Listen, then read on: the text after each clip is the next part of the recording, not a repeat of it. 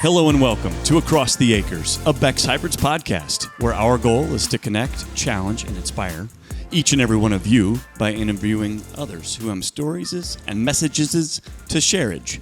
So we are thrilled to have you along, even though I can't talk today, which, by the way, Morgan, is really bad if I can't talk because it's kind of my job. Yeah. David Ringer, host of Across the Acres. Hello. Morgan Fitch, man behind the board. What's up? The genius. I was doing so good, and then I got nervous because Doug Clouser's here. Oh, boy. And Doug's kind of a big deal at Becks, and so stop making me nervous, you big jerk. I'll see what I can do. I mean, come on. It's not fair, man. Very intimidating. The eye candy is very intimidating. It's so intimidating. It's not every day we get eye candy on the show. I mean, you are the original eye candy. That is your title, correct? Self-inflicted title, yes. Okay. Yeah. And that's fair. My wife, if she sees this episode, she's going to be like, "What are you talking about with eye candy?" She's going to be like, "That's the dumbest thing I've ever heard." So, I mean, I love you, but she might say. Eye cauliflower is what she would refer to it as. So, oh, I don't know. She's not here to defend herself. She might agree with you. No, not so much. No way. Your actual title is product lead. Correct. I yes. got all of it. Product lead. I like a nice short title. Product lead. Yep. And why not? It makes the business card cleaner. And then if somebody's grumpy with me, they can refer to it as product led, and I don't have to change the spelling. It's good either way we go. It's done. The English language, very complicated, by the way. Fantastic. Yeah, very challenging. So who is Doug Clouser? Family, friends, if you have any, and anything else you want to share just about you personally in that little box.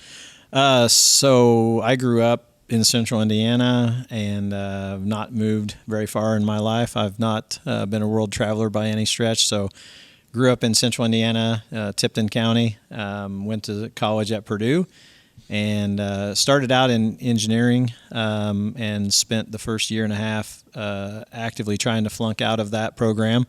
Didn't quite get it done before I realized that I should switch to something else, and I switched to animal agribusiness. So I studied a lot of ag econ and animal science and thoroughly enjoyed that 3 years of my time at college. Then after school, graduation, moved back home to Tipton, started work here at Becks, and then now I live in Hamilton County. So I've moved an entire county to the south from where I grew up. So like I said, not much of a world traveler. I do enjoy traveling, but in terms of where I've lived, it's always been close to central Indiana. Family is still very close as well. Mom and dad still live on the home farm up in Tipton. My wife is she's a local girl as well from central Indiana, and so our family visits are very easy. We have Tipton and Madison County to hit for the most part, so very, very close and very easy from that standpoint. So we're a bit spoiled on holidays and family gatherings that we don't have to do a lot of travel. So that's been very good. It's just my wife and I, no kids, and so again, we're kind of spoiled when we want to go somewhere and do something. We just go and do it, and so I respect the heck out of families that have got big families and a lot of things that they're juggling, and I realize that we've got it pretty easy from that standpoint. So we've been very spoiled in that manner. So I do have a brother, an older brother, 3 years older. We're pretty close, but we're a lot different. He was more of an inside kid, and I was more of an outside kid growing up, and he turned into a fantastic computer programmer. So his inside time paid off, and I work in the ag industry, so I would say my outside time paid off as well. So that's right. We grew up with some livestock. We raised pigs, and we had cattle and stuff like that through 4-H. So I was outside a lot growing up. I really enjoyed the outside time, and so that's a little bit of the background. Let's put some names to these folks, Mom and Dad. So Mom and Dad are Carl and Judy, nice. And they are, big fans of Becks. And actually, Dad worked here in the PFR department with Toby Rittberger and Jason Gayheimer for a little while on a part-time basis, and they still come to Field Show. I kind of joke that my mom, she's my biggest fan. You were talking about the Doug Clouser fan club earlier, and she's my biggest fan. She has to get a picture of me every year at Becknology Days in front of the plot, and we've done that for about 30 years straight now. Wow. And so do you still say, "Oh, Mom, come on"? Oh, 100%. Yeah. It drives me nuts, and it's very frustrating, and I love it all at the same time. So Absolutely. it's pretty awesome that she wants to still be involved in my life. So that's good. Absolutely. So Carl and Judy, Mom and Dad, my brother Barry, and then his wife Melissa, and Connor and Lydia are his kids, and so I'm a proud uncle. My wife's got we've got a nephew Jake on my wife's side as well. So proud uncle 3 times over. So Nice. And your wife's name? Sarah, Sarah. with an H, just in case anybody's keeping score. I didn't know that was a thing until that's I a married thing. a Sarah, and then I learned that with or without the H is something that we at least bring up and talk about. So with an H. It's good to know. Yeah. I met your lovely wife on a customer trip, and for the most part, I think she likes you. Yeah. Is that For the most part. yeah? I mean, and that's pretty cool because you've been married how long? So what year is this? 2025. We've been married 25 years. I was Wow. not real good at math, but I was smart enough to get married in the year 2000. So that way, if I could remember what year it was, I could tell you how long we've been married. So yeah, we've been married 25 years, and she still tells me this, and I think she's either she either means it or she's read in a book somewhere to tell your spouse things to make them happy. But she still tells me when I'm traveling that she's going to miss me while I'm gone and things like that. So 25 years in, I'm happy to say that That's a win. Yep. So I for the record, and like you said, you met her, and anybody that's ever met her quickly understands that I got the lottery when I married. She's super sweet. She works with children on a daily basis. That's her profession, and then that gives her a tremendous amount of skills in being able to deal with an adolescent at home in her spouse, and she's very, very good to me. And so I'm super happy about that, and I got extremely lucky, both in my career, but definitely in my personal life when I met Sarah. So No question. Speaking of careers, you are, as we lovingly refer to, a Becks Baby, and started here as an intern. yeah, And then you just didn't leave, Yeah. and we kept paying you. I think that's strange. I don't think Why that's are you strange at all, still David. here? I mean, come No. on, man. No, it seems like a pretty It's ideal. pretty ideal situation for me. Yeah, I was doing the math a little bit ago, and this is my 30th summer here. So I started in the summer of '95. Morgan just turned 30, so if that I makes know. you feel old. I kind of got over that a few years ago. Did you? You're like, hey. As a Beck Baby or as a former intern, a lot of times when we would hire a new class of interns, they would trot some of us out that had been interns in the past. And for a long time, I would tell them, when I was an intern here. And that one year, I kind of saw the looks on their faces, and I'm like, "You weren't born yet, were you?" And they said, "No, we weren't born yet when I was an intern." And for a couple years, that started to bother me, but you hear that enough times, and you're like, well, yeah, I'm getting a little older now. But yeah, 30th summer, grand total, and started in '96 full time. So I think I'm on my 29th year Wow. of full time employment. So Congratulations. Yep, just never. Congrats. Thank you very much. Never quit coming to work, and they decided to keep me around. So it's been a good deal. Did you start as product lead? No, I started in a role at that time called research assistant. I think there's only ever been 2 of us ever with that title, research assistant. Mm-hmm. They changed it over later on in my career to research associate. We have a lot of research associates now. We have product team associates as well, so product associates. So associate became the more official title. But I was an assistant when I first started. There was a part-time gentleman by the name of Owen Amstutz, who was also a research assistant when I got here, and so we both were given that title. I think he was a retired school teacher and doing that as a part-time basis, and so they didn't think he was going to hang around forever, and they weren't sure whether I would either, so they gave us both the same title of research assistant. And who would they have been? Yeah, at the time when I hired on, I had been working as an intern underneath Scott Beck. He was my supervisor during my 2 summers as an intern. And then when Is he mean? Pardon? Is he mean? You can be honest. Nobody's watching. Yeah, absolutely not. I've told a lot of Scott stories over time.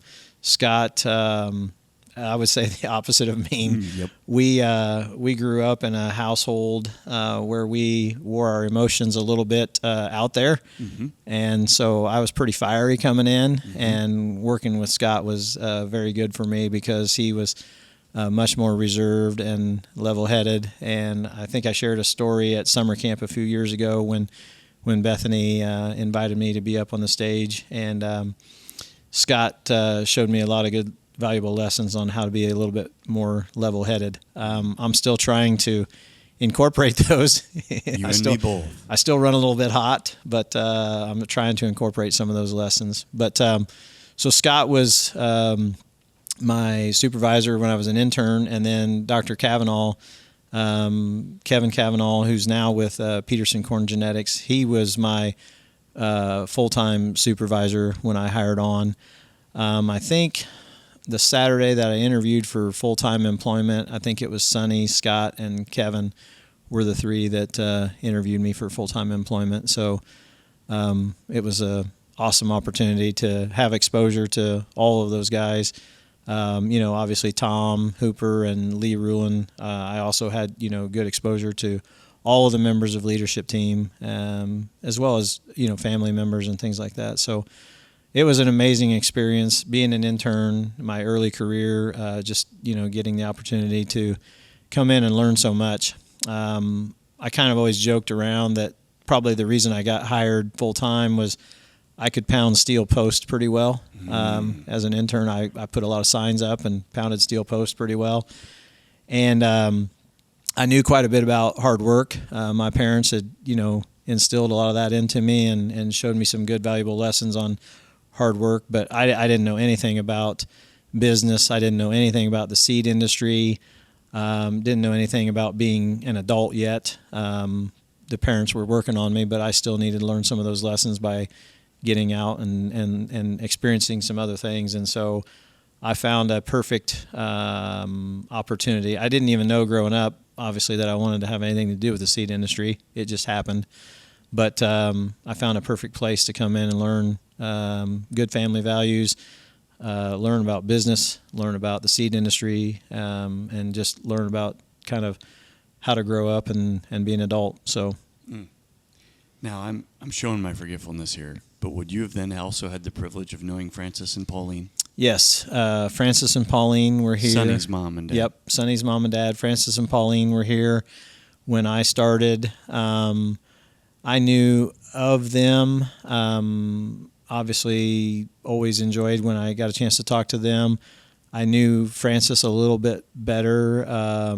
He was on the farm and outside a little bit more when I was out running around. There's a lot of great Francis stories. I'm one of the fortunate ones. I think I made it through without ever having to check hot wire to see if the wire was actually hot or not. For those of the older folks here at Becks that got to check hot wire with Francis, they know what I'm talking about, but I made it unscathed. I never had to check to see if the wire was actually hot or not, but that was something that Francis really enjoyed. It's like an initiating some younger folks. So that was pretty intriguing, but I made it unscathed there. Another funny story about electricity.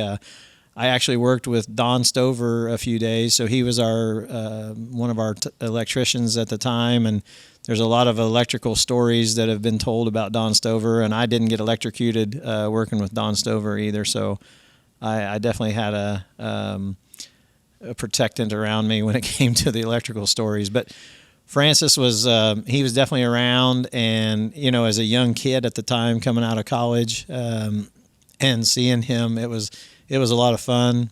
You could tell the days when Sonny wasn't there because Francis was more present, driving around, checking on things when Sonny wasn't there. And you could see the reactions in some of the employees of, a little bit of scatter. Here comes Francis, and we don't want to get caught looking like we're not working or anything like that. We want to make sure that we're minding our P's and Q's when Francis is around. So it was always fun when Francis was running around. For me, as a young kid, I just thought it was, pretty awesome to see that. Absolutely.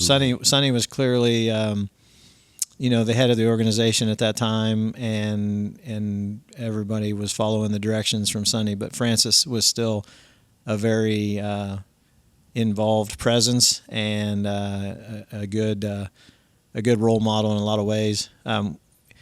In our research building, and you guys will probably get tired of hearing my diversions here, but in the research building, we have the automatic lights now. So if we leave our office, and after a certain amount of time, the lights will shut off. Mm-hmm. And I always giggle because I think of those as the Francis lights, because when I used to run the sign shop, and anytime I would leave that sign shop to go grab a stack of signs and bring them in from the warehouse, and anytime I would step out for any reason and come back in, he had impeccable timing. He would always be able to know when I left that sign shop and came back in and I hadn't shut the light switch off. And he would always remind me the same switch turned those lights on, turns them off. And I still remember that lesson today, and it makes me grateful that I have an automatic switch. So that way, if I don't remember to shut my light off, I don't have to worry about anyone coming by and reminding me of that. So, Morgan, turn your lights off, would you? Yeah, Come exactly. on. Absolutely. Yeah, frugality is a word that I've heard used about Francis often, and perhaps this episode brought to you by OSHA and Don and Francis. Oh my goodness. Get electrocuted at Beck's Hybrids. What an experience. Yeah. Does that explain some of your unique quirks, perhaps? Yeah, I think so. The testing of the fence. Yeah, there we go. That'll do it. Oh, man. So you had an experience at the sign shop. Mm-hmm. You went from assistant to sign shop to, rattle them off for me. Yeah, so interestingly, my first role was, it was called research assistant. But they talked to me before I started and said, hey, you might look around, during your 2 summers, you might look around and see where you might be able to help us out. Where do you think you can help? And where do you think you can participate and contribute? What a great question to ask a kid. It was fantastic. So when Scott said that, I'm like, this is cool. So you're asking me to kind of help write my job description? And they're like, yeah, kind of help write your job description. And so in my little pea brain, I came up with the idea of, hey, I want to be 40% research, and I think I was 40% running the sign shop, but I wanted to be, or maybe it was 40% PFR at the time, but I wanted to be 20% involved in sales. I wanted to carve out a little bit of sales, and my early carve out into sales was I used to go and do the winter customer meetings that have now be the PFR Insight meetings. And so that was kind of my foot in the door, being associated with the sales team side of things.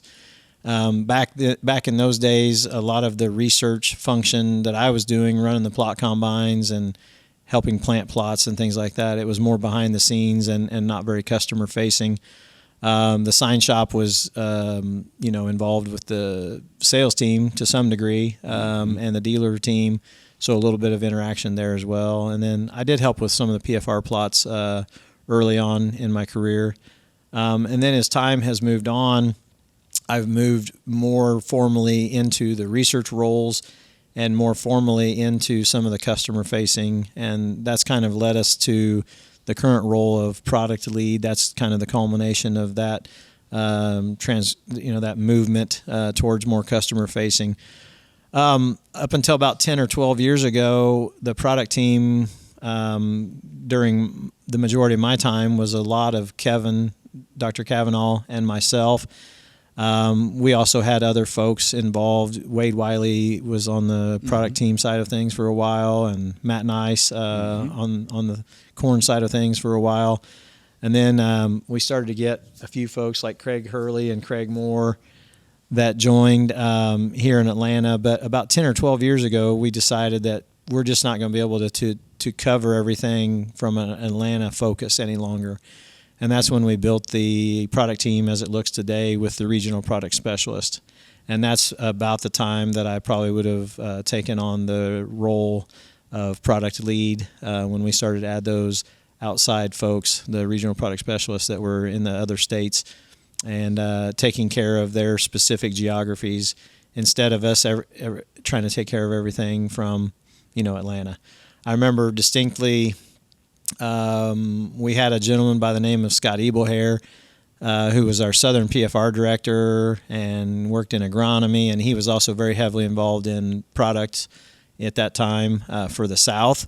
And he had decided to leave the company and go try something else. And about that same time, we announced that we were moving into Missouri, and Tennessee had just recently been announced, and then Iowa got announced. And I'm sitting there trying to do the math, and I'm like, okay, so we're down a guy in the South, and we're adding geography, and we're adding territory, and we're getting further away from home. Mm-hmm. I just don't feel like we're going to just be able to take care of everything from Atlanta any longer. And so we had some very good conversations with leadership and ownership about, building the team to look a little bit different and to be able to put the regional product specialist in. And they've been a fantastic, an amazing addition to our organization, to just have that focus. Someone that's thinking every day about what is important in a specific geography. That's so important. And so really been a great opportunity to be a part of the team with the regional product specialist being on there. You bet. Absolutely. And in a great way, you demonstrate delegation very well, and you allow them to do what they do best, where they do it best. That's huge. It's okay to let go and let them delegate and do their job. Yeah. And you do it really, really well. So thank you. Yeah. Shifting gears to the personal side of Doug Clouser, you got a role model? Don't say Morgan Fitch. His ego is already big enough. Thanks, buddy. Oh, you said don't say. Golly. So, when we watched the Andy Andrews video, and I don't remember which number it was, but when he talked about having a board of directors. Yes. That really hit home to me. I have quite a few people that I would say that are on my board. They're people that I've looked up to in different ways. I don't know if I have a specific singular role model that I can point to, but a lot of people that I would say have been added to my board of directors. So that really, when I heard that, I'm like, oh, that's kind of what I've been doing over my career, trying to emulate the good things that I see from other folks and learn lessons from other folks. Sonny one time said, you're not going to be able to make all the mistakes in your time, so you better learn from some of the other folks' mistakes. And for me, that was always kind of words that rang true and were very important for me. I had been at Becks. I came to Becks right out of college. Other people every once in a while would leave Becks, and you'd think about, wonder why somebody would leave Becks. Because I'm like sitting here going, it's the greatest place on earth. I can't imagine anybody leaving. But obviously there were some people that would leave every now and then. And so I'm like, oh, that's weird. I wonder what made that decision. And so for me, I always had to kind of think about, okay, what is it that I like about Becks, and what is it that makes it tick for me, and what are some of the reasons that, I had to always kind of think about my why is, why is it that I like being here? So every time I got an opportunity to meet somebody that had other experiences, maybe they had worked for a large corporation, or maybe they had worked for an extremely small corporation. And whenever they would come to Becks, I would always try to learn from them and glean a little bit. And so I remember seat advisors, this is in the Wayback Machine, like Joey Mulligan and Chris Johnson, that they came from DeKalb. And so they were coming from a larger corporation. And I was always picking their brains and trying to learn from them what I could about their experiences at the other places. And that always reinforced, and it always helped me understand, to use the old adage, our grass is greener on this side of the fence. And the reason that the grass is greener is because we spend a lot of time and energy trying to make sure that our grass is very well fed and maintained on this side of the fence. We fertilize the snot out of it. We fertilize it a lot. And so in talking to other folks and gleaning experiences from them, it helped me realize that, man, I'm absolutely in the right place, and it just feels right to me, and it's always felt right to me. And so I've put those people into my equation. What can I learn from them? What can I learn not to do potentially? And so, yes, I would say that I've had a ton of quote-unquote role models that I've put into that board of directors and try to learn and glean from. And so there's a lot of people, too many to name. Mm-hmm. We talk about the RPSs and the rest of the product team. I've had some great opportunities to bring some folks in that are my age or slightly younger, and then even way younger. And I learn from those folks just as much as I learned from the folks that were ahead of me here at Becks when I first started. Absolutely. You do refer to Scott and Sonny frequently when I talk with you, as you should, because they've had an important impact on your life. Do you have a comment or saying that they use that sticks? One Sonny comment that really has stuck with me over time, it was early career, and I brought an idea in. I think it was during my annual review, and brought an idea to Sonny, and he kind of said, we'll think on that, and it may come to fruition, but it may not. And I think he said something to the effect of, ideas are a little bit like seeds. Sometimes you got to plant them, and then it may take a while for them to germinate or come up or start to grow. And sometimes we've got to continue to pay attention to that idea like a plant and take care of it. And then somewhere on down the line is where we may get the fruit off of that. And so it was his very kind way of telling me that my idea either wasn't that great or it wasn't that great for right then. Mm-hmm. It might be great for later on, but it really stuck with me, and I've thought of that quote over time, and I've used it a few times in my dealings with folks as well. I'm like, that's a great idea, but we may or may not be able to do that right now. Yep. And so it's taught me to try to have a little bit of patience, which is another good lesson for me, to try to have a little bit of patience and not try to want things too fast. Sometimes the good stuff is the stuff that you've waited on. So, amen to that. So that was really good from Sonny. Scott, a lot of things. I mean, not necessarily a quote per se, but just that mindset of calm, cool, and collected. The story that I shared for folks that maybe didn't get to summer camp that year, shame on you. You should have been there. It was a great talk. Mm-hmm. But if you weren't there... By Doug Clouser. By Bethany, and then she invited other people to join along, and I was one of the invited guests. It was Bethany's awesome talk.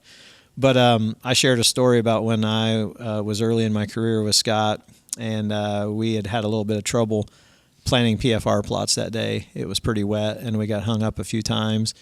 And I just knew that my go-to coming into that situation would have been to get pretty hot and pretty fiery and screaming and shouting, and maybe a few choice words that would have to get beeped out and things like that.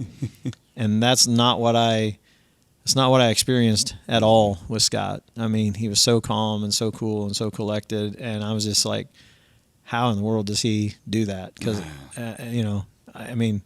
so it's a gift. So I've learned a lot of things from Scott from that standpoint. I jokingly, you talked about delegation. I jokingly now say Scott really built me up early in my career, told me what a great job I did of putting signs up, how straight they were, how amazing they looked, and he always gave me positive reinforcement. And then later on in my career, I learned that, man, if you want to delegate a job that you don't want, you better tell somebody else they do it really, really well. And so I do that now. I've learned that from Scott. Yep. You had Toby Rittberger on yes. Recently on one of the episodes, and Toby worked with me as an intern. He was an intern, and I was full-time when we were working together. And Toby can attest that there's a lot of things that I've handed off to Toby and said, boy, you do that so much better than I do, Toby. And I think I learned that a little bit from Scott. I also learned that from Kyle Smith, for those that remember, our former research director, previous to Dr. Cavanaugh. Kyle Smith was always really good about telling people how good they were at doing something. And generally, there was a little bit of a funny in the background that Sure. maybe Kyle was tired of doing that particular project, and he found a good way to empower somebody else to do that. So why not? It's a whole lot better than saying, this job really sucks, but go do it anyway, right? That's right. I mean, it was really empowering to feel good about somebody telling you how good you were doing something. So the science supports that as well. Positive reinforcement, whether or not there's an angle or not, but just to simply be positive with people, 100%. They typically reach for what you say. And that's really hard to remember when somebody messes up because you just kind of want to crack down on it. Yeah. But that's not the way to do it. So keep up the good work, young man. You were a diehard Purdue fan. Like, you bleed black and gold. Why? I get it. You went to school there, but there's more to it than that for you. Yeah. It's interesting. I'm a little bit selective. I'm all things Purdue for the most part, but I'm definitely more diehard when it refers to the basketball program than I am the football program. You bet. Is that because you're a Fairweather fan? A little bit. It's okay. It's a lot of that. I grew up. When I grew up in high school, we had a pretty decent high school football team, and when I went to Purdue, we did not. And I was in the band, and so we were actively involved in that football experience every home Saturday. You bet. Playing what instrument? Trombone. Sure. So Sonny is quick to point out that some of the best employees that he knows around here played trombone, because Sonny also played the trombone. So I also played the trombone in like 5th or 6th grade. See, that's what I'm saying. I didn't, so that explains a lot. You said that. But so I played trombone and was part of the marching band, and that's a long season when you're not very good at football. And early on, we were very good at basketball, so most every season in the football season, we'd be a game or two in and be like, okay, how many days until basketball starts? Mm-hmm. And then I was also in the pep band for basketball and set front row for 4 years, and got to see 3 Big Ten championships while I was there. It was the days of Glenn Robinson, the big dog, and those were good days. So those were really good days. 3 back-to-back Big Ten championships, and so I got really hooked by being a part of that, and a little bit of my love for football got beat out of me during that same time. And then as I started my career and was doing a little bit of farming at home and was actively involved with the research plot combines and things like that, and harvest time frame, I just never really found a lot of time to go up and see very many football games after I graduated due to time constraints, and then also they beaten a little bit of love out of me on that. And so, but the basketball on the other hand was during the winter, and so I could get to a few more basketball games, and we were still doing really well. And so I've taken my mom and dad up to a lot of basketball games over time, and so that's a good way that I can still reach out and spend time with mom and dad is through the Purdue basketball games. And so it's been a lot of fun. And you hit it on the head. I would consider myself quite a bit of a fan of the basketball team. It drives Sarah a little bit nuts. One of my favorite things to do is to go physically go to the game, watch the game, and then come home and watch the DVR of it when I get home on the TV. And she's like, "You were just at the game, right?" And I said, "Yeah, but I didn't catch everything, so I wanted to study the film, so to speak." So, Morgan, are we going to need to check him into anything for that? I mean, is there? I don't think so. We're okay here. We don't need to call anybody. Also, really fast, my camera died for those listening, so that's why you can't see me. But not to show your age. What age did you graduate college? Oh, I would have been 21 or 22, probably. Okay. What year? 96. So you guys had Mike Allstott.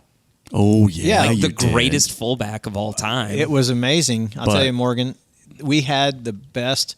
So Purdue would pass on first down and not complete a pass, so there'd be 2nd and 10. We would pass again on 2nd down and not complete that either, and so it would be 3rd and 10. Oh, yeah. The only 10-yard play we had in the playbook was to hand it to Mike Allstott, and he would get like 8. And sometimes he would get 10. He would break a tackle and get 10 yards, but a lot of times it would be 4th and 2, and we would punt. Classic. And so classic Purdue football. We had the most amazing running back ever, but we didn't use him like we should have. And so, but yeah, Thankfully. Mike Allstott was amazing. I saw him training, running up and down the hills of West Lafayette, pushing his Jeep, pulling a car. He's an amazing athlete. So he caught a squirrel, I think, one time. Ran a squirrel down, is the rumor. Wow. And then ended up a Hall of Fame fullback for the Tampa Bay Buccaneers. Right. Yep. Incredible. Exactly. 2-time Super Bowl. Yep. Champ. Gifted athlete. Yes. So last question for me. Morgan may have 47 others, but I don't know. But I'm curious, if you had the chance to get in a DeLorean and go back and talk to you, the younger you, what's the one thing you'd be like, dude, listen? What would you say? This is going to be a little bit hypocritical because I still need to work on this. That's okay. But if I could go back and tell my younger self, and I'm talking all the way back to growing up on the farm and relationships with mom and dad and brother, through my married life here, my early years of my married life and my early career here, I don't always have to win a debate. I don't always have to be quote unquote right.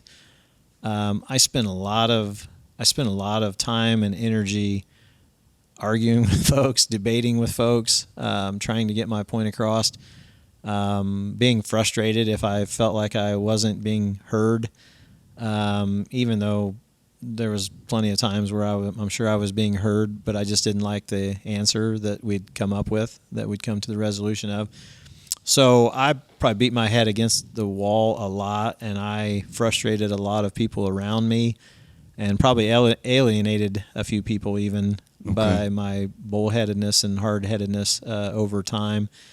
And part of that, stubbornness, bullheadedness has gotten me, part of where I'm at today, but maybe I could have gotten to the same place without, alienating some folks and doing that. So, and I'll say that if I could have coached my younger self on that, it would have maybe been beneficial over time, but I'm still coaching myself moving forward to continue to work on that, because I think that's a pretty important thing that I have gleaned over time. Craig Moore, our corn lead, he often says when we're having discussions and debates on products, it's not about being right, it's about getting it right. And I wish I would have heard those words and been able to implement those a little bit earlier into my career and my life as a whole. About, it's more important as we're having a discussion about something, let's get it right, and it's not about Doug Clouser being right. So that would be the message for my younger self. It's also the message for myself moving forward. So current and future Doug. Yeah, for sure. That's extremely wise. Thank you, sir. Appreciate you sharing that. And if you do take the DeLorean ride, come and find me in Central Illinois and give me the same advice. Okay. That's well said. Awesome. I thought you would want the comic book or the sports book to be able to go in. The almanac. Yeah, the almanac. The sports almanac. Yeah. I thought for sure you would have wanted that. I do. Let's do two things. I mean, you're in the DeLorean. You got all the time you want. If he has it, though, he's just going to have his heart broken because he's going to see how many times the Bears lose. And the Cubs. I have to wait. And the Cubs. Until the 2016. They did. And that's as a Purdue basketball fan and even a Purdue football fan, but Purdue basketball fan especially, that was a good day because we're like, okay, maybe there's a chance. If there's such a thing as curses, can they be broken? So we'll see if Purdue basketball can ever break through. We'll see. Last year would have been fun. Got pretty close. Yeah. That would have been a lot of fun. 2 years ago, the Final Four. Last year was a good year, so we'll see. I guess it was 2 years ago already. It was the Final Four. Yep. Because Zach already had his rookie year in the NBA. It's over. Yeah. Holy moly, I'm getting old. Time is flying, Doug. It does fly. Morgan, did I miss anything, my friend? No, sir. Okay. Well, then, if you are ready, Doug, it is Fun Fast 5 time. Fun Fast 5. Let's do it. Let's do it, baby. Okay. Fight a shark with your bare arms or a bear with a shark arm. A shark with my bare arms. Okay, good choice. At least I maybe have a little bit of a fighting chance there, I think. Let's hope, right? Not much. Live forever without love or live a short life with a lot of love. Short life with a lot of love. Yep. No doubt. Sarah would agree. Find true love or win $10 million in the lottery. True love. Sarah's listening. Yeah. And a lot of love questions. I'm not Yeah, sure what I was thinking who here. wrote all this stuff? Yeah, he was having a day. Sarah clearly knows that we're getting ready to do this broadcast. So she's like, hey. She called. Yeah. Have the talent you love or excel in the field you work in. That's a good one.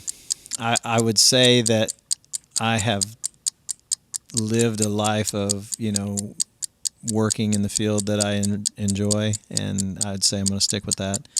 I don't know what my talents are. Someday I'm going to have to figure out what am I going to do with my life after I don't work anymore, but while I'm still in my work phase, I'll go with the work.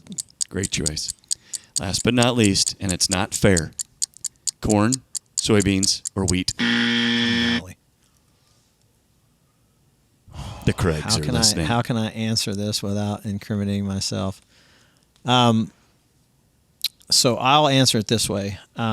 If I were running a combine, like if I were a younger self and I'm back on the farm, which one did I enjoy cutting or shelling or harvesting the most?